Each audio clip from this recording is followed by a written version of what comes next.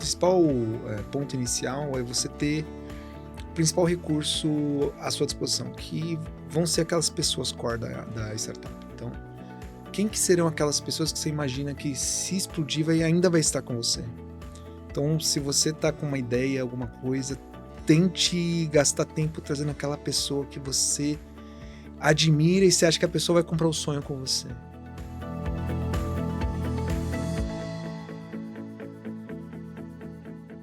Sejam muito bem-vindos a mais um RF Talks. E hoje eu estou recebendo um executivo com mais de 20 anos de experiência no mercado. Ele que já passou pela indústria de mídia e tecnologia.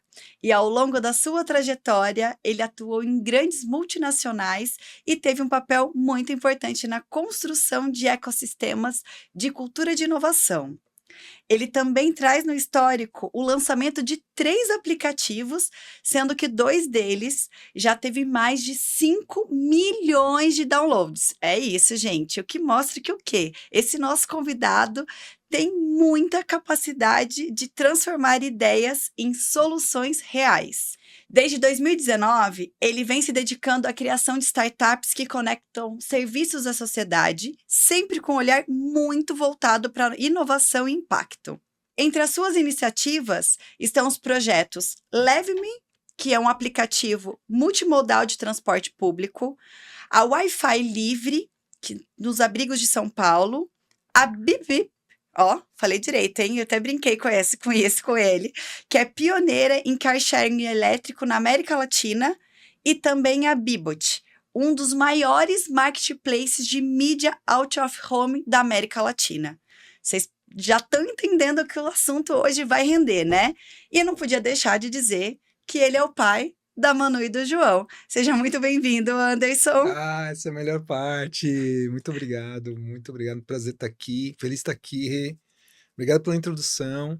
E eu acho que você acertou. A melhor parte é ser pai daquelas duas figuras.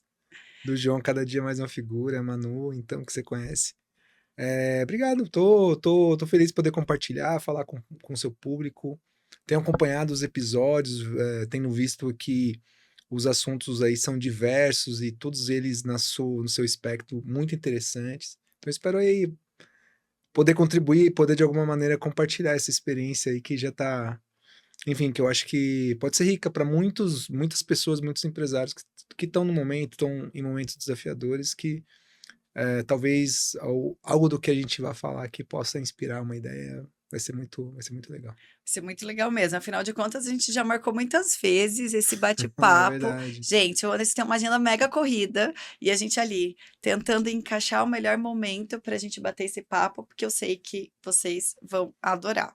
Bom, com essa bagagem toda que você tem, como que foi toda essa construção aí, né? Porque a gente fala em 20 anos, né, de experiência, mas 20 anos de experiência parece até pouco por essa bagagem, por esse histórico aí tão rico que você tem profissionalmente falando.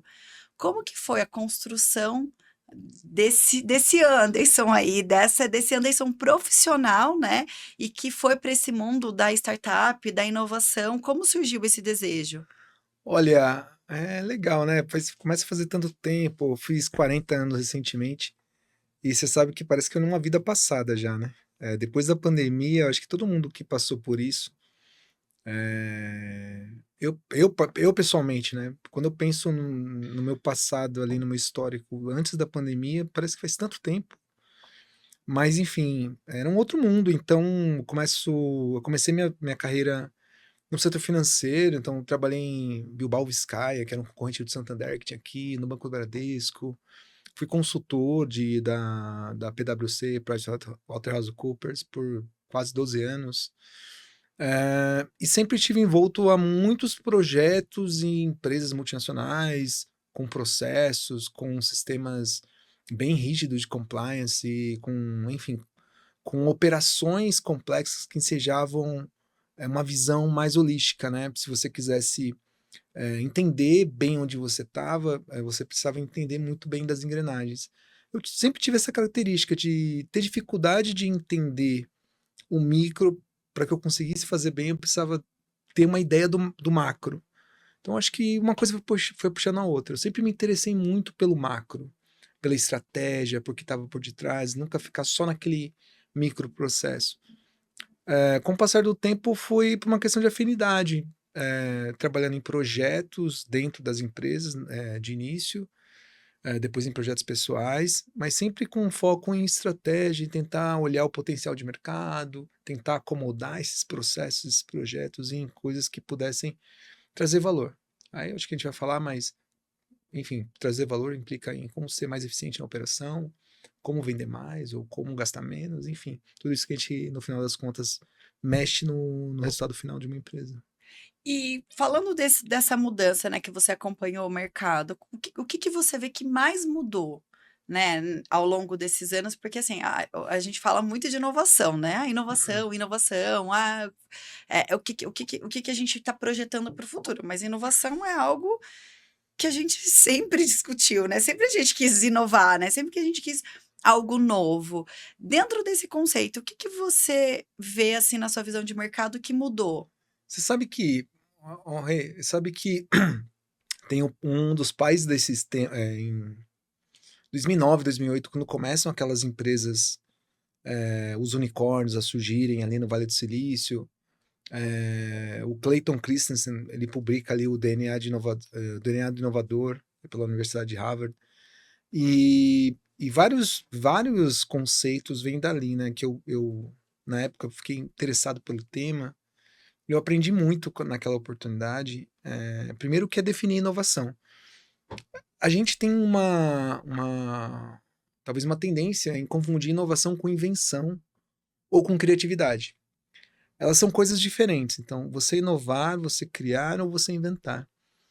Quando a gente está falando em inovar ele talvez ele faça parte mais de um processo e de uma capacidade de enxergar de uma maneira mais ampla do que necessariamente ser criativo, né?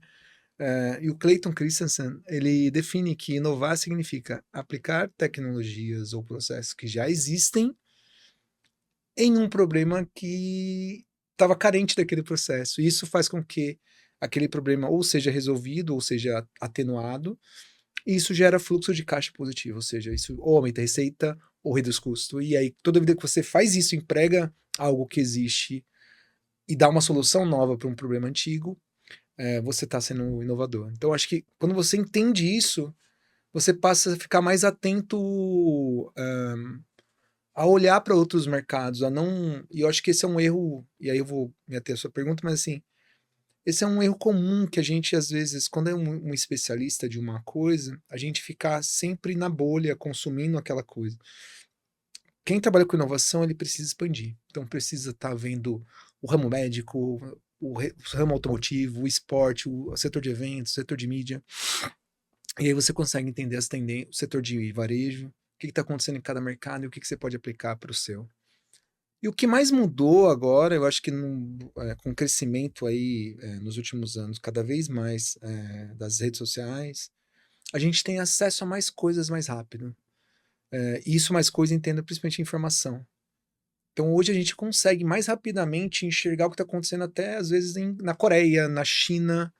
E se a gente tiver esse olhar treinado, a gente pode buscar oportunidade para cá. Então eu vejo que antigamente a informação era quase que um estoque de valor, uma reserva de valor de muitas pessoas, ou porque viajava para algum lugar e quem não tinha acesso àquela viagem ou aquele material simplesmente não sabia como.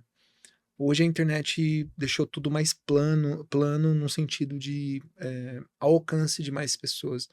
Então tá aí uma ferramenta, se a gente usar de uma maneira adequada a internet, a gente pode captar muitos insights para o negócio. Então, acho que isso mudou.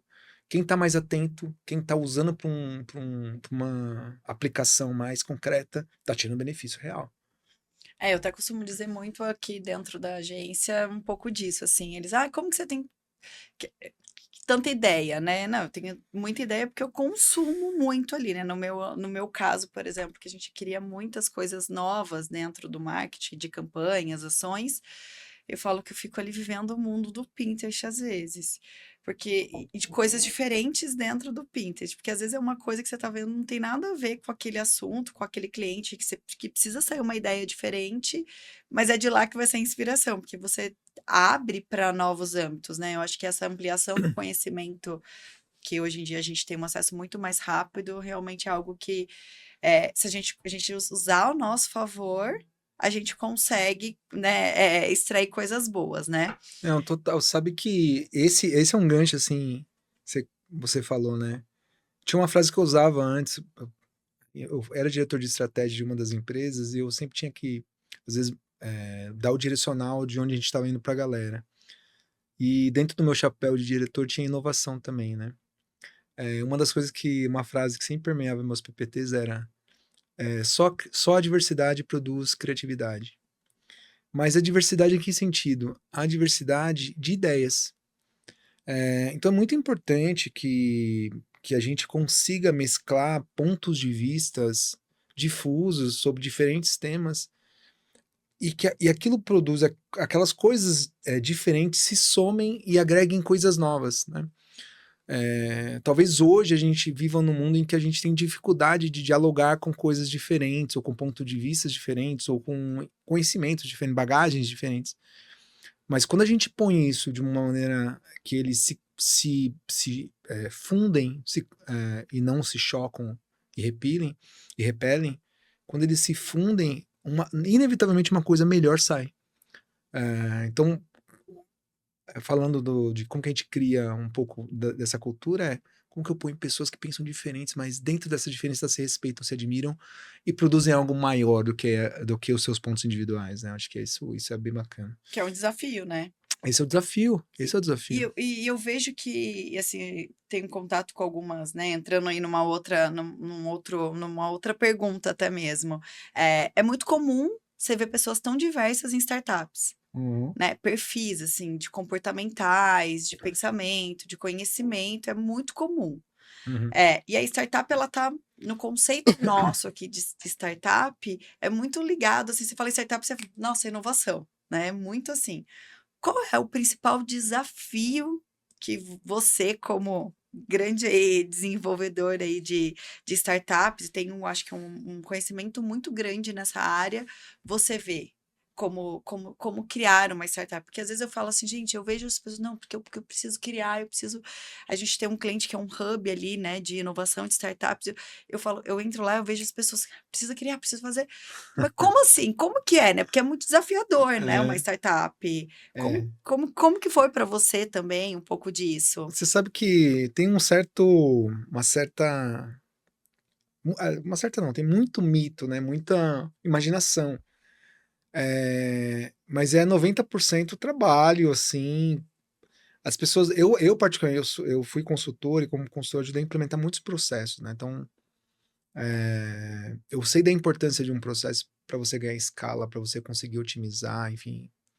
Só que quando você está pensando numa startup, o principal ponto inicial é você ter o principal recurso à sua disposição, que vão ser aquelas pessoas core da startup. Então, quem que serão aquelas pessoas que você imagina que se explodir ainda vai estar com você?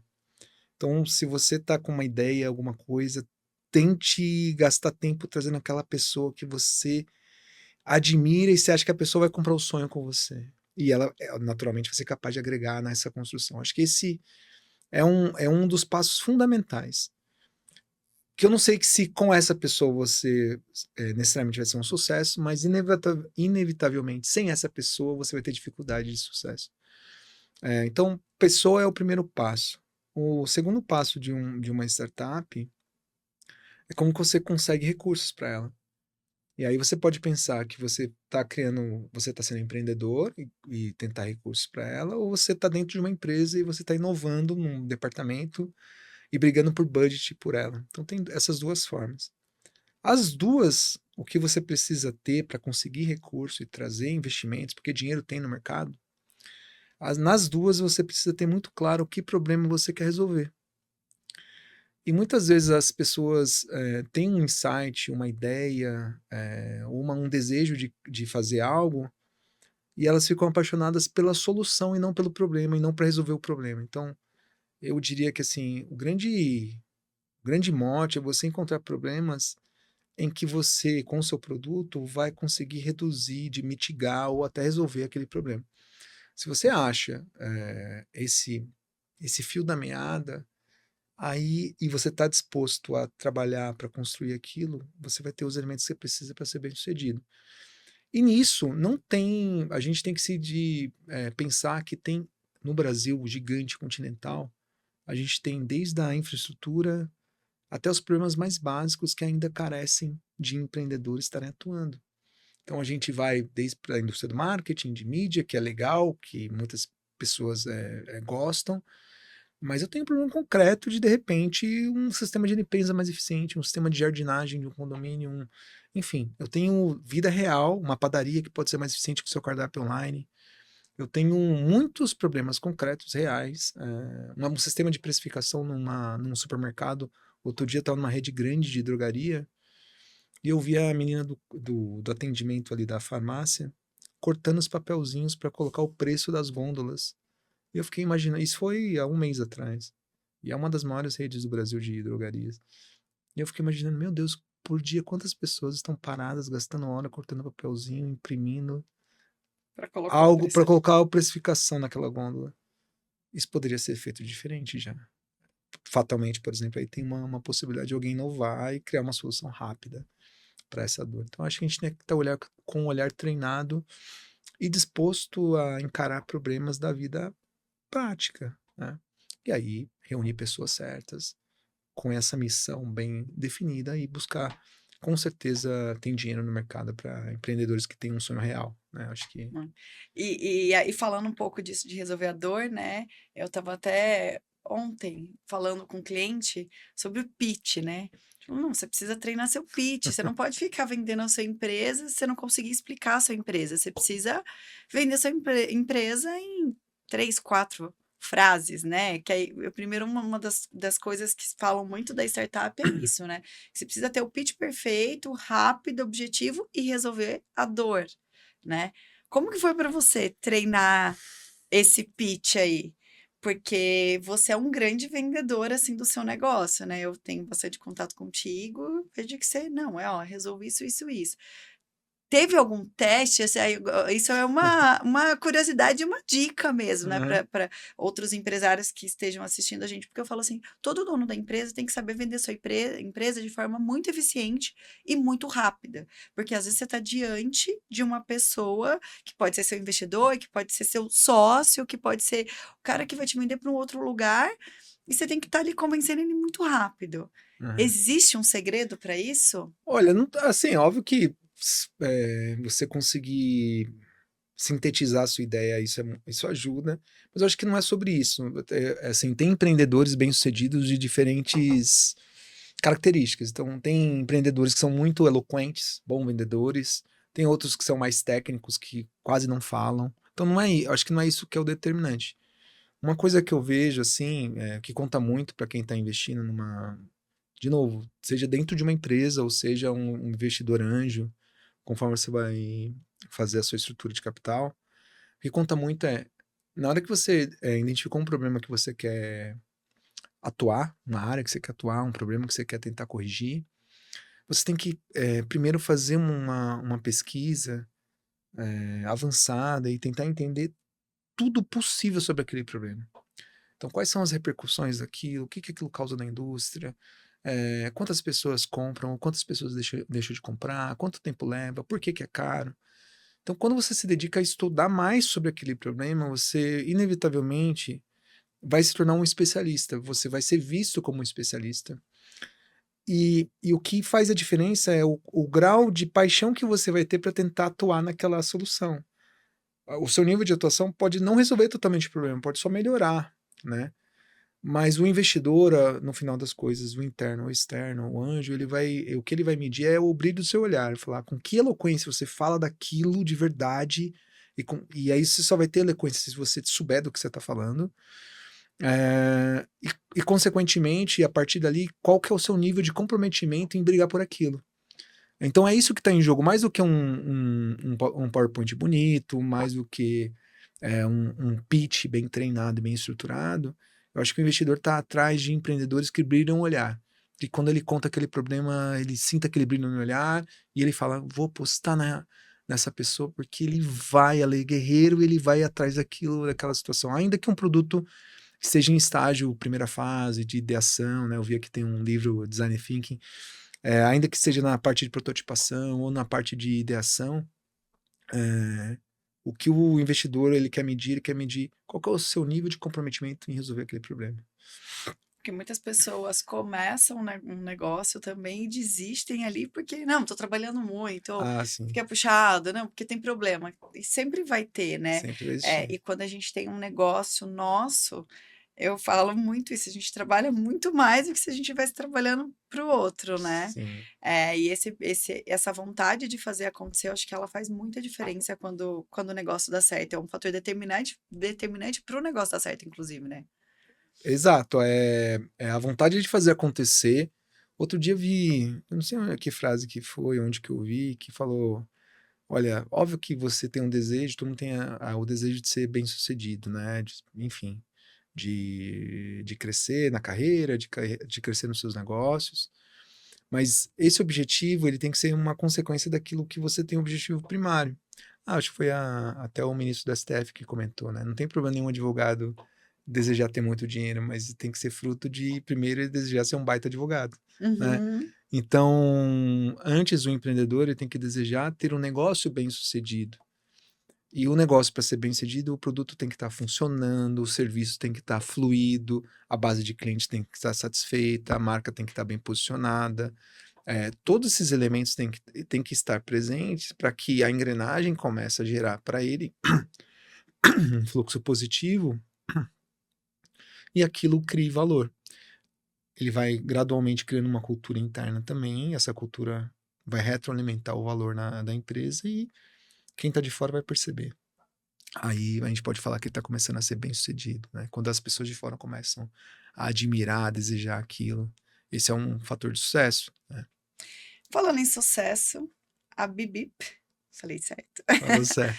foi, né, essa pioneira de car sharing no elétrico, né, na América Aham. Latina. O que foi mais desafiador aí para vocês? A tecnologia, o mercado ou a mudança mesmo de mentalidade ali do público? Porque, né, ser pioneiro também não é fácil, né? É muito bom, mas eu acho que é difícil. Olha, eu vou te falar que ali foi um momento legal. Eu vou te falar, toda inovação dá trabalho. Criar uma empresa dá trabalho. Tem algumas coisas que dão mais trabalho do que a outra, porque existem coisas que são mais óbvias de você demonstrar e de fazer as pessoas gostarem, né? Então, na Bip Bip foi um projeto que eu fui o co-founder e a gente pegou um momento em que estava a chegada das bikes aqui no Brasil, as bikes no sistema Free Float, que você pode pegar e deixar em qualquer lugar. E eu sempre tive uma visão, por morar em São Paulo há muito tempo, que São Paulo tem um problema crucial, que é a topografia de São Paulo, né? A gente tem muita ladeira, você pega aqui na Vila Madalena, na região da Pompeia, para ir para Paulista, então são morros, são ladeiras. E para quem não tá tão no shape, não tão em forma, sempre uma dificuldade de andar de bike.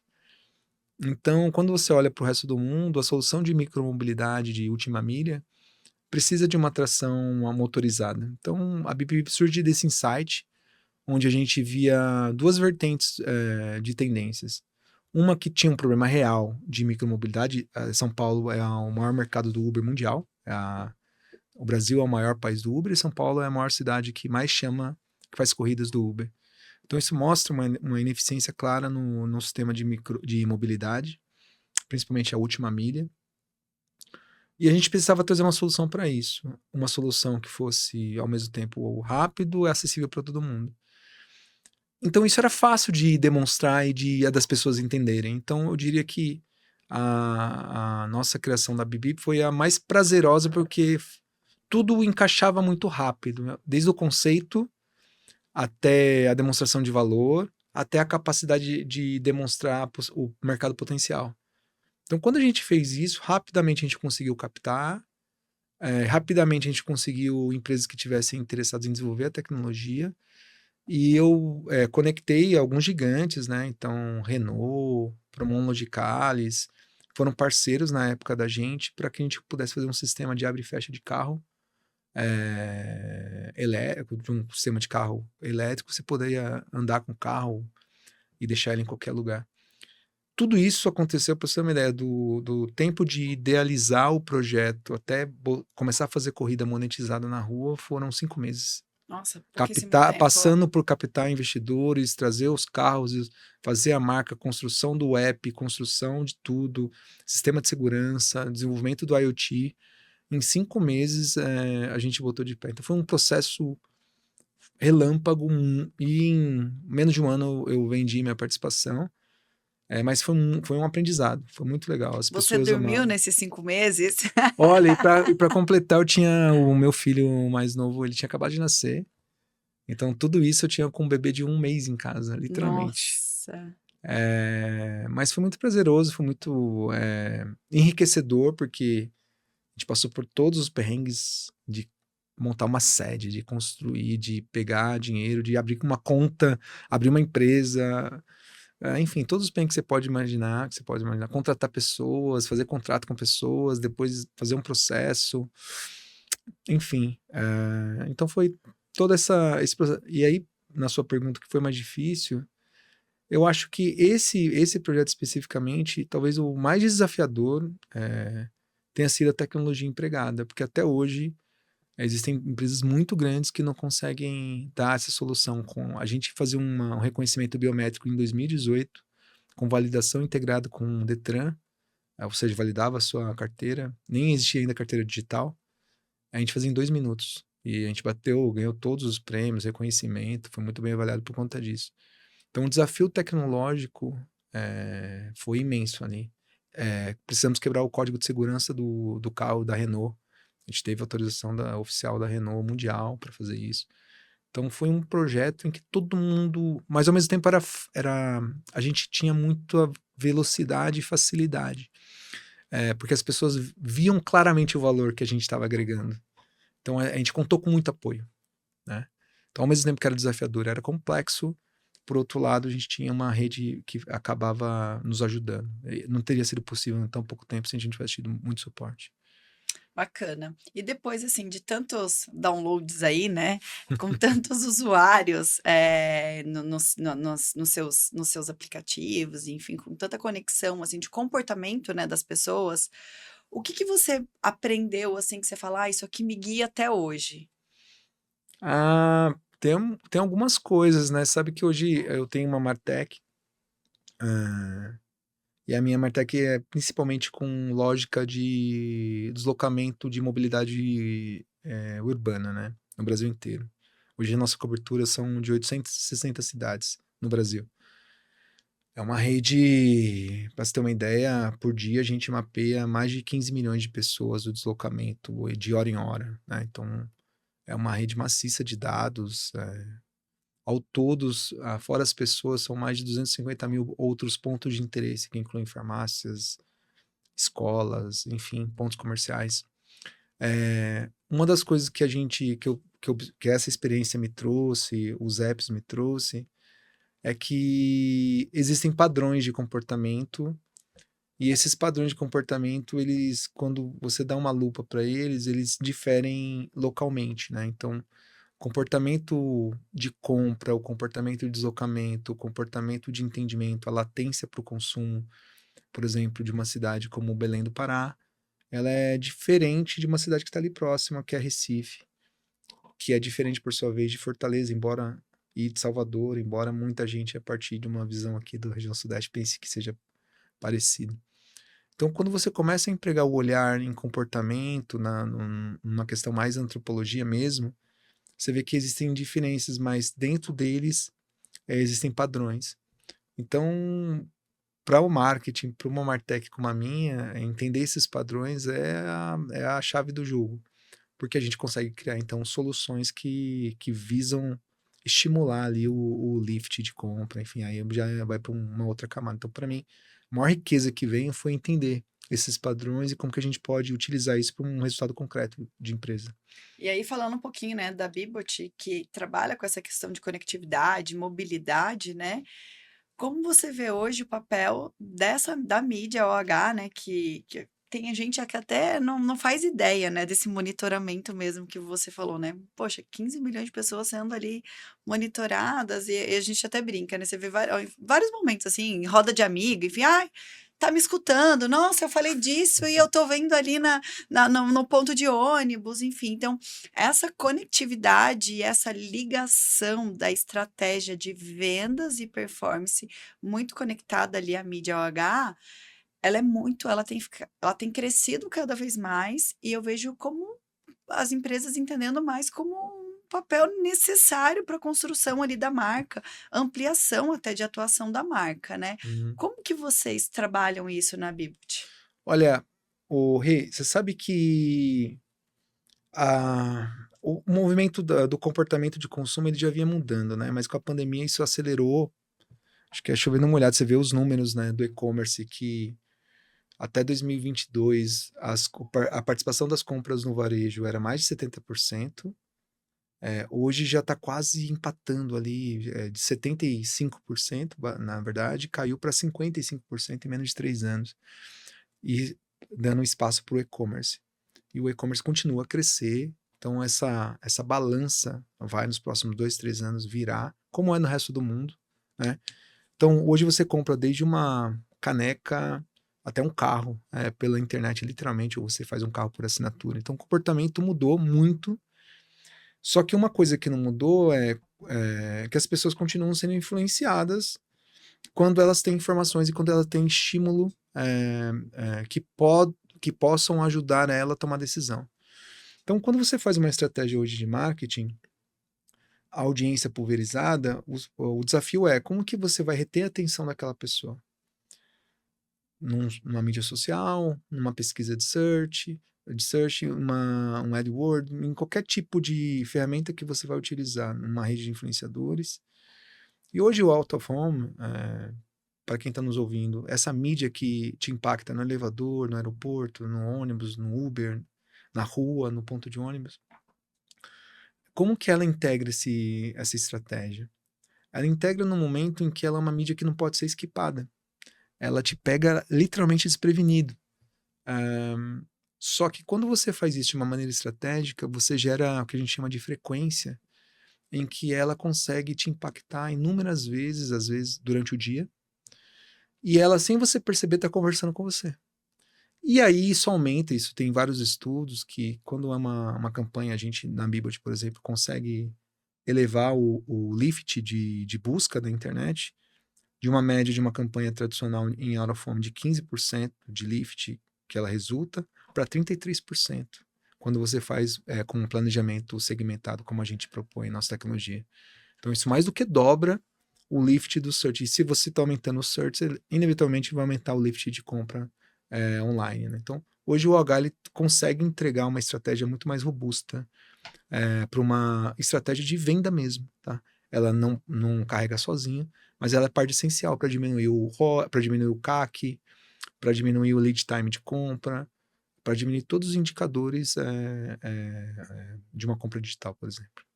Legal. E é o que a gente chama muito de multicanais, né, da gente estar ali com em vários canais aparecendo, né, e o contato com essas pessoas, de uma pessoa, ele tá sendo impactado por ali, por vários momentos, é onde faz a fixação da marca. Existe ali um número ideal de quantas vezes que a pessoa precisa impactar? Porque e aí eu vivo muito isso hoje dentro da agência, às vezes quando a gente vai apresentar uma campanha, uma sugestão para um cliente, assim, ele fala: "Não, mas então eu só quero aparecer, 1 mês no elevador", um exemplo, né, ou: "Não, não, olha, vê se dá para fazer uma vez por semana no elevador, vê se dá para fazer um comercial ali de 30 segundos é o suficiente", e não é bem isso, né, porque a Né? gente precisa ali daquele tempo, a gente vê uma vez, depois a gente vê outra, a gente começa a entender: "Não, essa marca tá falando comigo", né. Como que você, vê isso, até para explicar um pouquinho para as marcas essa importância? Uhum.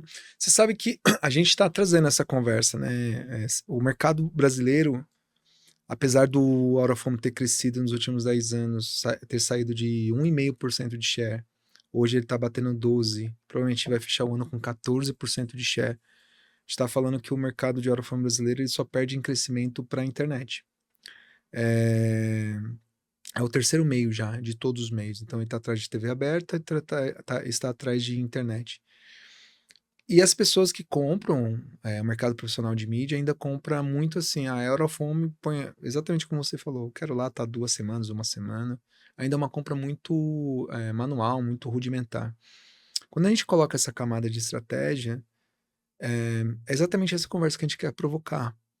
Você tem que estar numa farmácia falando de que jeito, por quanto tempo. Como que você vai pescar a atenção de quem está na farmácia? Como que você precisa de um criativo, às vezes, diferente, um atributo da marca diferente, ser contextualizado do que de um shopping, do que num ponto de ônibus, do que no aeroporto, do que num elevador. Então, a depender do objetivo que a marca queira falar, se ela quer de fato estimular o lift para as demais etapas do funil, ou se ela quer só aumentar o brand recall dela, qual que é o objetivo, a gente é capaz hoje de dizer em que ambiente, em que contexto ela deve estar e aí sim conseguir devolver para ela qual que é a frequência ideal para que ela aumente esse objetivo, esse KPI que ela está desejando. Mas a sua pergunta é exatamente a área da questão, é o ponto. Mas a resposta ela depende muito do objetivo. Eu quero aumentar a venda, eu quero diminuir o meu tempo de venda, eu quero engajar o cara no meu app. Hoje, é uma informação, a indústria out of home, o principal comprador da indústria out of home são plataformas digitais. No mundo, um dos grandes compradores do out of home é a Amazon, o Mercado Livre no Brasil é um dos maiores. E aí você fala, por quê? Porque a gente usa a rua para engajar para o mundo digital. Então, nunca como na atualidade, a gente utilizou tanto as ruas para chamar a atenção para as pessoas do digital. Então, você está sendo estimulado pelo mundo digital mesmo quando você está offline. Essa é uma realidade que já chegou no nosso. A gente precisa entender, como profissional de mídia, como que a gente então faz isso de maneira mais eficiente. Hoje é isso que a gente tem se dedicado a fazer nos últimos anos. E é bem importante mesmo a gente trazer essa discussão, e eu acho que é legal isso que vocês estão fazendo, trazer para o cliente, porque é isso, assim, às vezes o cliente ele tem um pensamento, mas, eu quero colocar, tá, mas você quer colocar por quê? Vamos entender aonde, vamos entender como a gente vai conversar. E existe essa possibilidade, né, de trabalhar com criativos diferentes, de acordo com os Sim. pontos diferentes. Acho que isso é legal, né, deixar claro, né, para as empresas que você tem a possibilidade de trabalhar e que você precisa, às vezes, trabalhar de forma diferente dependendo do meio, né. Exato, para gerar o estímulo correto. Porque senão acontece, eu tive recentemente uma reunião e ele tomou uma decisão de fazer out of home, que alguém internamente dele decidiu, e fez ali como se fosse o mainstream do out of home. Fez ruas, enfim, fez ali, pôs um dinheiro. E aí depois ele reclamou que eles tiveram que interromper a campanha porque gerou muita lead, que ele chamou de lead suja. Gerou clientes que eventualmente não eram do perfil do produto dele. Né? Isso acabou até contaminando ali os indicadores internos de site, de latência, de bound, enfim. E aí eu expliquei para ele, falei, olha, isso se deu porque você literalmente usou a ferramenta não adequada. Então, você tem um produto muito segmentado e você abriu. É como se você fosse um produto que deveria estar anunciando num Pay TV e tivesse anunciado num intervalo da novela. Então, sim, vai te gerar pessoas interessadas que talvez não seja ideal para o seu target. A boa notícia é que isso já dá para fazer para o out of home. A gente consegue setar muito claramente o contexto, identificar os targets adequados, quem vai ter mais propensão para consumir seu produto. E aí você vai conseguir gerar uma estratégia muito mais assertiva, muito mais econômica, que vai te gerar muito mais resultado. E também tem estratégia diferente, né, quando eu quero vender de fato, ou quando eu quero converter ali em downloads ou em conexões como digital, né, e é diferente também da estratégia de expansão de marca, né, porque quando a gente fala de expansão de marca, de posicionamento de marca, às vezes a marca ela só quer ficar um pouco mais conhecida. A estratégia também muda, né. Com certeza. Hoje, se a gente estivesse falando de assim, uma arquitetura, a gente desenvolveu um modelo único, né? Que é que a gente chama de arquitetura de atenção. Quando você está com um propósito mais topo de funil, que é um brand recall, por exemplo, como esse que você falou, olha, eu quero só manter ou aumentar meu share of mind da minha marca. Aí você vai com uma estratégia que a gente chama de impactos massivos. Então, é menos importante o contexto, mas sim a cobertura, ou seja, o alcance daquela campanha, quantas pessoas únicas aquilo vai captar, e com qual frequência você vai aparecer, para literalmente fixar aquela mensagem. Então, aí sim você trabalha um número mais alto de frequência e mais locais possíveis. Outra situação, falando de dois grandes pilares, é daquela marca que já tem um certo conhecimento, já tem um recall, porque ela consome os produtos de TV aberta ou faz muito no digital, então ela já tem o seu público, e ela precisa melhorar o lift das demais etapas. Então ela precisa aumentar a search, ela precisa aumentar a busca, precisa vender, ou ela precisa divulgar um atributo novo da sua marca, né? De repente está lançando um novo produto, ou ela está com posicionamento. Então ela quer refinar essa conversa. Aí você vai para o que a gente chama de locais de padrão ouro, né, que a gente chama. Dependendo da marca, a gente vai identificar os locais que têm mais afinidade para dialogar, ou seja, o público visitante daquele local tem mais afinidade com a marca, que local ele mais aparece, em que horário ele mais aparece, em que contexto é melhor para eu comunicar aquela mensagem. E aí, passando por essa etapa da arquitetura da atenção, a gente consegue dizer para você, olha, a sua marca deve estar na Faria Lima com a JK às 11 horas da manhã de sexta-feira. Aí você tem com essa comunicação para esse tipo de produto. Então, se a gente tem essa informação, a gente consegue trazer e aproximar. E aí você vê uma efetividade muito maior, porque você vai estar colocando a informação que você deseja para a pessoa que, de fato, aquela informação vai ser relevante. Tá vendo? Não é tão fácil assim, né? As pessoas olham, ai, simplesmente eu vou colocar lá a minha marca e já vou ter resultado. Mas a gente Tem resolve, toda. pode vir com essa dor que Pode a vir com a gente tenta dor que resolver. vocês vão resolver, Exato. vão entregar Olha, o melhor projeto, né? a gente vai, se não resolver totalmente, a gente vai melhorar muito a situação e vai contribuir muito para fazer uma estratégia muito mais próxima ao idealizado, né? Essa é a nossa missão. E é importante as pessoas saberem disso, porque não é simplesmente, ai, fechei lá com a Bibot e é isso. Ai, tá bom, eles já escolhem aleatório lá onde vai colocar a minha mídia e tá bom. Não, tem todo um trabalho de Um estudo trabalho e grande. estratégia por trás, alinhado com o objetivo do cliente, né? Então, É isso aí. não é bem assim, não é tão simples assim quanto parece, né? Não é. Você sabe que a gente se dedica, o pessoal fala exatamente isso, né? Por detrás disso tem uma rede maciça de dados diários. O meu grande custo hoje para você ter uma ideia, além de compra de dados, são com servidores de processamento desses dados. A gente tem um proxy, né, que é uma modelagem em que a gente agrega hoje mais de 21 fontes de dados em tempo real. E aí a gente está falando dados de toda a natureza, desde velocidade das vias, tráfego em tempo real, horários de voo, tudo para a gente saber exatamente o contexto do que está acontecendo nos principais hubs de adensamento urbano do Brasil. Então, hoje a gente consegue dar heatmaps e serve para diferentes contextos. Heatmaps de deslocamento, por exemplo, teve Lollapalooza na semana passada, alguns dias atrás. A gente consegue ver claramente no mapa de calor o deslocamento na faixa horária para aquela região da cidade.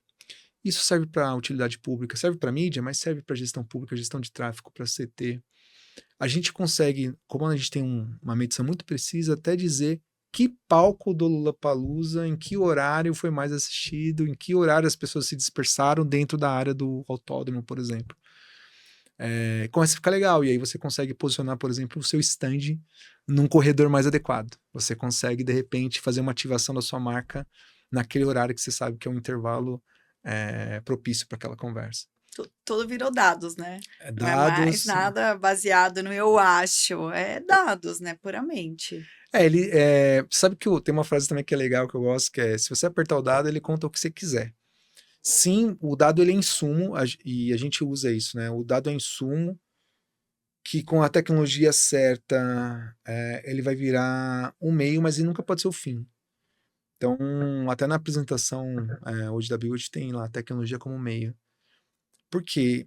Porque ele, no final das contas, ele vai ajudar, e a gente se ocupa muito disso, né? É a gente ajudar a produzir estratégias. nunca no resultado final de um cliente nosso, a gente vai lá e solta um monte de indicador e tchau, não. Tudo aquilo sempre vira uma proposta de estratégia, uma proposta de abordagem para resolver um problema de negócio. Então, hoje como Martech, nossa missão é não criar um painel de indicadores, um deck, um dashboard legal, visualmente bonito, mas é criar um deck útil, com KPIs adequados para aquele negócio e a partir daquele dor a gente propor insights que realmente, de alguma maneira efetiva, contribuam para a solução, para ajudar o desafio de negócio dos nossos clientes. Desde uma operadora de maquininha de cartão, que é nosso cliente, a uma telecom, que é nosso cliente, a um grupo de ensino que quer reduzir o custo para matrículas. Então, para cada um deles, a gente tem KPIs desenhados específicos, acompanhamentos específicos, pessoas treinadas dedicando àquela indústria, o que faz também muita diferença. Hoje a gente está organizado por segmento de indústria, a gente acaba tendo especialistas que sabem interpretar a dor daquela indústria, né? Então, do sistema financeiro, para onde está indo o crescimento do setor de crédito, e a gente consegue interpretar isso, então, e aí propor coisas mais próximas, mais assertivas nessa realidade. Bom, depois de toda essa bagagem, toda essa experiência aí, existe assim um maior erro ou algum acontecimento que você tirou assim como muito aprendizado dessa trajetória toda e que você toda vez que você tem um projeto novo ou vai, enfim, fazer alguma coisa nova de trabalho ali profissional, você lembra desse episódio? Ah, olha, tem muito, né? Mas eu gosto de usar eu acho que até fica legal também pro pitch, né? Você comentou do pitch. É até uma dica, né? Eu acho que para quem já empreendeu, uma das coisas que fica legal é você. Geralmente no pitch o pessoal gosta de colocar só as vitórias, né? Uma sugestão que eu dou, coloca lá, sempre traz um grande aprendizado que você teve, porque isso mostra muita sabedoria, identificar os seus erros, né? Muitos deles eu acho que eu identifiquei, mas eu acho que o principal que eu posso trazer é não subestime os processos, não subestime o checklist, sabe? Não subestime a importância de às vezes você fala, não, eu sei o que eu tenho que fazer, mas eu faço depois, ou eu vou cortar o caminho aqui, vou ir por aqui. Porque o que acontece? Depois de certo tempo, você acaba ficando de alguma maneira mais confiante. Você acaba pensando que eventualmente o empreendedor é autossuficiente, que você sozinho vai dar conta, porque você virou especialista. Mas no final, para você ganhar escala, você que é empreendedor, você precisa saber delegar, você precisa saber compartilhar, você precisa confiar com os insights que a sua equipe vai trazer, e você precisa abrir espaço para eles. Eles precisam crescer. Se você conseguir fazer isso e conseguir estar livre para continuar tracionando outras coisas, não ficar apegado demais à solução que você criou, você vai estar criando suporte para os próximos níveis da sua empresa. Um erro que eu algumas vezes cometi, depois eu percebi, foi justamente subestimar essa importância, ou achar que, puxa, eu não tenho esse recurso, eu vou tentar fazer isso aqui também, vou tentar puxar para mim, vou tentar dar conta sozinho, eu vou tentar segurar isso. Isso talvez resolva em alguma situação, mas isso não é escalável, isso na verdade tira a velocidade, né? Então, acho que o maior erro é esse, é você subestimar a importância dos processos, da estruturação da base, para que te permita alçar novos voos, né? A empresa escalar. Acho que essa é a principal contribuição. Você que é empreendedor, está querendo montar um negócio, não subestime o checklist, uma planilhinha bem montada, uma relação, uma listinha igual aquela do supermercado, tudo o que você precisa fazer, o que você precisa fazer hoje, um plano diário de ação, investir tempo em contratar as pessoas certas, e isso sempre. Ah, mas agora eu vou contratar, acontece, e vai acontecer, é dor do crescimento, eu preciso gente, não vou ter tempo para fazer uma triagem muito adequada, porque eu preciso fazer imediato. Às vezes errar e ter que consertar vai levar muito mais tempo. Então, às vezes, invista mais tempo para, principalmente as pessoas, enquanto você está se estruturando, você levar para essa viagem pessoas que se aproximam muito com o seu sonho. Isso vai te poupar muito dinheiro, muita dor de cabeça, não tenham dúvidas. Dica valiosíssima, né? É valiosíssimo. Eu aprendi e, assim, já me deu muita dor de cabeça, gastei muito dinheiro por conta disso. Errar é natural, vai acontecer, isso não dá para evitar. Mas tem alguns aprendizados que você pode pegar aprendizados dos outros e tentar reduzir esses erros, né? E esse é o canal, né? O canal é exatamente para isso, né? Para a gente compartilhar experiências, erros, eles vão acontecer, mas o que a gente puder minimizar é melhor, né?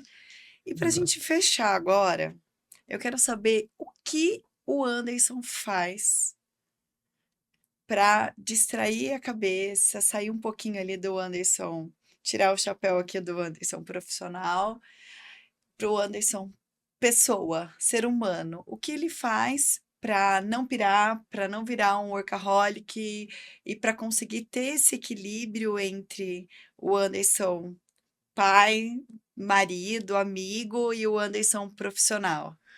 Olha, sabe, quando você chegou, eu acho que eu fiz uma brincadeira, eu falei, nossa, eu sou muito geek, né? E eu sou mesmo, eu acho que é uma coisa que contribui, né, um pouco para o que eu faço hoje, isso que também me realiza.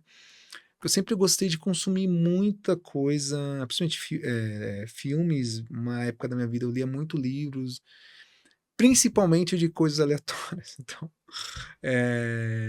de ficção científica, tudo aquilo que não é muito concreto, assim. Eu gosto desse tipo de literatura, eu gosto desse tipo de filme. E até hoje, então, como eu sou pai de dois, uma de 9 e um de 7, hoje eu aproveito a carona deles, às vezes eu me divirto mais do que eles nos filmes. Uma questão de tempo, não consigo, e a velocidade que a gente tem consumido vídeo, assim. Eu tenho tido dificuldade para ler livros. Aí eu procuro ver achados, assim, nos streamings da vida, para ver, enfim, filmes de toda a natureza. Isso eu gosto muito de fazer. E aí passar tempo com as crianças, assim, e fica essa trocação de estímulo que é muito bacana. Enfim, hoje é a coisa que eu mais gosto. Isso me dá também subsídio numa indústria que ela é de alta tecnologia, é uma indústria também pesada, mas me dá um refresh e eu volto todo dia renovado, porque é como se eu resetasse. E eu volto oxigenado com ideias, às vezes fantasiosas, mas que algumas delas voltam como resultado de negócio. Então uma coisa me equilibra, me dá satisfação nos dois pilares ali da minha vida. E ainda te inspira, né?